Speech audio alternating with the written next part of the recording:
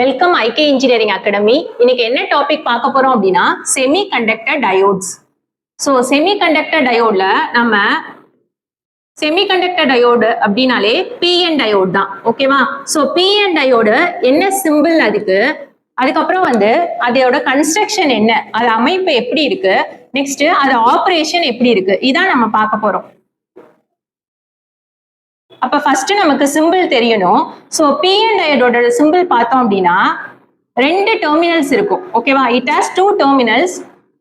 இது anode, other side என்ன அப்படின்னா கேத்தோட். ஆனோட்னா பிளஸ், கேத்தோட்னா மைனஸ்.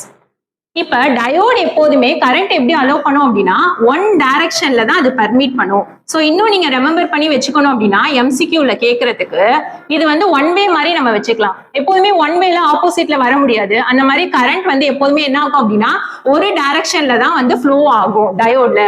நெக்ஸ்ட் கன்ஸ்ட்ரக்ஷன்ல பார்க்கும்போது நம்ம பிஎன்னால என்ன அர்த்தம்? ஆக்சுவலா இது ரெண்டு செமிகண்டக்டர்ஸ் எடுத்துக்கிறோம். பி டைப் ஒரு செமிகண்டக்டர் எடுத்துக்கிறோம், என் டைப்னு ஒரு செமிகண்டக்டர் எடுத்துக்கிறோம். செமிகண்டக்டர் சொல்றீங்களே மேம், அப்படின்னா என்ன அப்படின்னா செமிகண்டக்டர்னா இதோட கண்டக்டிவிட்டி கண்டக்டருக்கும் இன்சுலேட்டருக்கும் நடுப்புற இருக்கிறது தான் செமிகண்டக்டர், ஓகேவா? சோ இதோட கடத்துற தன்மை கண்டக்டருக்கும் இன்சுலேட்டருக்கும் இடைப்பட்டு இருக்கும். அப்ப செமிகண்டக்டர் மெட்டீரியலா நம்ம எதை யூஸ் பண்றோம் டயோட்ல அப்படின்னா சிலிகானையும் ஜெர்மானியத்தையும் தான் யூஸ் பண்றோம் செமிகண்டக்டர் மெட்டீரியலா. அப்ப இதுல இருந்தே நமக்கு நிறைய எம்சிக்யூ கொஸ்டின்ஸ் கிடைச்சிருச்சு. டயோடுன்றது நமக்கு எப்படி இருக்கும் சிம்பிள்னு தெரிஞ்சிருச்சு. அடுத்து கரண்ட் எப்போதுமே ஒன் டைரக்ஷன்ல அலோவ் பண்ணுன்ற செகண்ட் தெரிஞ்சிருச்சு. தேர்டு, நம்ம செமிகண்டக்டர் மெட்டீரியலா என்ன யூஸ் பண்ணுவோம் அப்படின்னா ஒன்னு சிலிகானு, இன்னொன்னு ஜெர்மானியம். நீங்க ஸ்டார்ட்னா ஓகே. ரெண்டு எடுத்திருக்கோம். என்ன அப்படின்னா பி டைப் ஒன்னு எடுத்திருக்கோம், என் டைப் ஒன்னு எடுத்திருக்கோம். அது என்ன பி டைப் அப்படின்னா பி டைப் செமிகண்டக்டர்ல யார் அதிகமா இருப்பாங்க அப்படின்னா ஹோல்ஸ் அதிகமா இருக்கும். சோ இது ஈஸியா ரெமெம்பர் பண்றதுக்கு எப்படி வச்சுக்கலாம் அப்படின்னா பினாலே பாசிட்டிவா, சோ பாசிட்டிவ்னா யார் அப்படின்னா ஹோல்ஸ். சோ இது எல்லாமே ஹோல்ஸ். என்னா என்னது நெகட்டிவ். சோ என் டைப்னா யார் அதிகமா இருப்பாங்க அப்படின்னா எலக்ட்ரான்ஸ் இதுல அதிகமா இருக்கும்.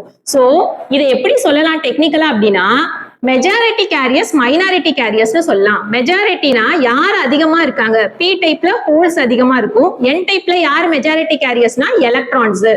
இப்ப இது ரெண்டும் நடுப்புற மீட் பண்ற இந்த பாயிண்ட்டுக்கு பேர் என்ன அப்படின்னா ஜங்ஷன். நார்மலாவே ஜங்ஷன்னா என்னது சந்திக்கிற இடம், ஓகேவா? சோ இது ரெண்டுமே நடுப்புற மீட் பண்றது தான் ஜங்ஷன். இந்த ஜங்ஷன் கிட்ட இருக்க இந்த ரீஜன் பேர் என்ன அப்படின்னா டெப்ளீஷன் ரீஜன். ஆக்சுவலா பார்த்தா இதுல ஒரு வோல்டேஜ் இருக்கும் இந்த டெப்ளீஷன் ரீஜன்ல. அந்த வோல்டேஜ்க்கு பேர் என்ன அப்படின்னா பேரியர் வோல்டேஜ். சோ இது எல்லாமே எம்சிக்யூல கேட்க சான்ஸ் இருக்கு.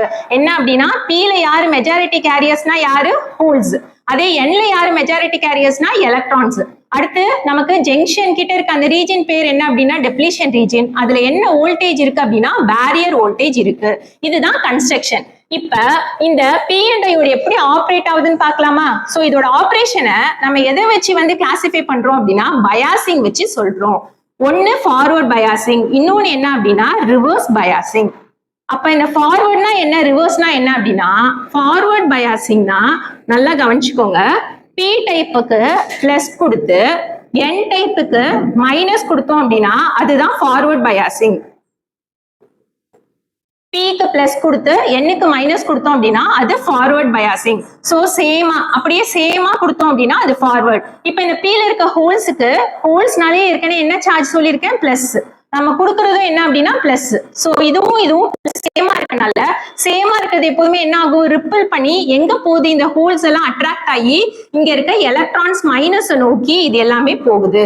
இப்ப இந்த ஹோல்ஸ் எல்லாம் எங்க போகுது அப்படின்னா எலக்ட்ரான்ஸ் நோக்கி போகுது.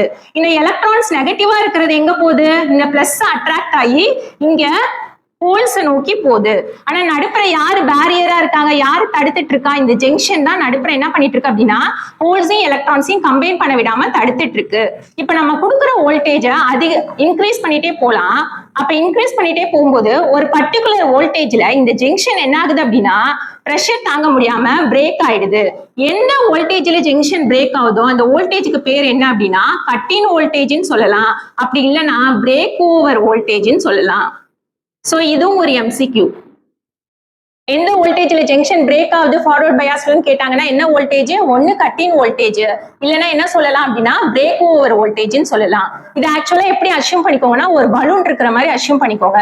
ரெண்டு சைடுமே பிரஷர் கொடுத்துட்டே இருக்கோம்னா ஒரு பர்டிகுலர் பாயிண்ட்டுக்கு மேல பலூன் என்ன ஆயிடும்? பிரஷர் தாங்க முடியாம பிரேக் ஆயிடும். அந்த மாதிரி ஹோல்ஸும் இந்த சைடு ஃபோர்ஸா இருக்கு, எலக்ட்ரான்ஸும் இங்க வருது, ரெண்டும் பிரஷர் கொடுத்துட்டு இருக்கும்போது ஒரு பர்டிகுலர் வோல்டேஜுக்கு மேல என்ன ஆயிடுது? இந்த ஜங்ஷன் பிரேக் ஆயிடுது. பிரேக் ஆகிற வோல்டேஜ் தான் பிரேக் ஓவர் வோல்டேஜ், இல்லைன்னா கட்டின் வோல்டேஜ்னு சொல்லலாம்.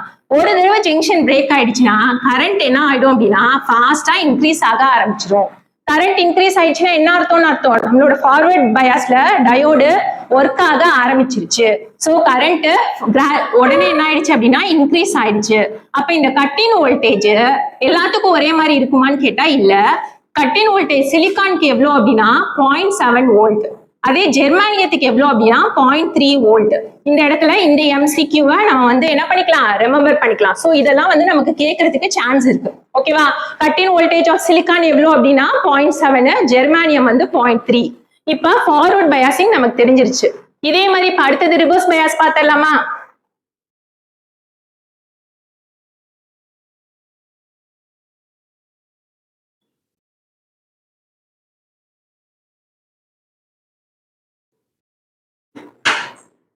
ரிவர்ஸ் பயாசிங்ல நான் அதே மாதிரி எடுத்துக்கிறேன். சோ பி டைப் எடுத்துக்கிறேன், இந்த சைடு என் டைப் எடுத்துக்கிறேன். நடுப்புற யார் இருக்கான்னு சொல்லியிருக்கேன்? ஜங்ஷன். இந்த ரீஜனுக்கு பேர் என்ன சொன்னேன்? Depletion region. இங்க இருக்க வோல்டேஜ் என்ன வோல்டேஜ்னு சொல்லியிருக்கேன்? Barrier potential. சோ பி டைப்னாலே உங்களுக்கு தெரியும் யாரு போல்ஸ் அதிகமா இருக்கு.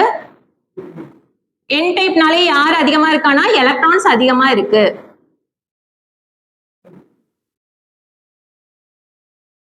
எலக்ட்ரான்ஸ் என்ன சார்ஜ்? Negative charge. ஹோல்ஸ் என்ன சார்ஜ்? Positive charge. ரிவர்ஸ் பயாஸ்னா என்ன அப்படின்னா பி டைப்ல இருக்க பியை தூக்கி மைனஸோட கனெக்ட் பண்ணி என்ன தூக்கி பிளஸோட அப்படியே ஆப்போசிட்டா கனெக்ட் பண்ணா அதுதான் ரிவர்ஸ் பயாசிங். அப்ப நமக்கு 1 மார்க்ல கேக்குறாங்க ரிவர்ஸ் பயாசிங்னா என்ன அப்படின்னா பிஏ மைனஸோட என்ன பிளஸோட கனெக்ட் பண்றோம். இப்ப இங்க இருக்க ஹோல்ஸ் எல்லாமே பிளஸ்ல இருக்கு, நம்ம கொடுக்கறது மைனஸா இருந்துச்சுன்னா எல்லாமே முன்னோக்கி போறதை விட எங்க போகும்? ஆப்போசிட்டா பேட்டரிக்கு போயிடுது. ஏன்னா இது பிளஸ் இது மைனஸ், ஸோ அட்ராக்ட் ஆகி எல்லாம் பேட்டரிக்கு வந்துடுது.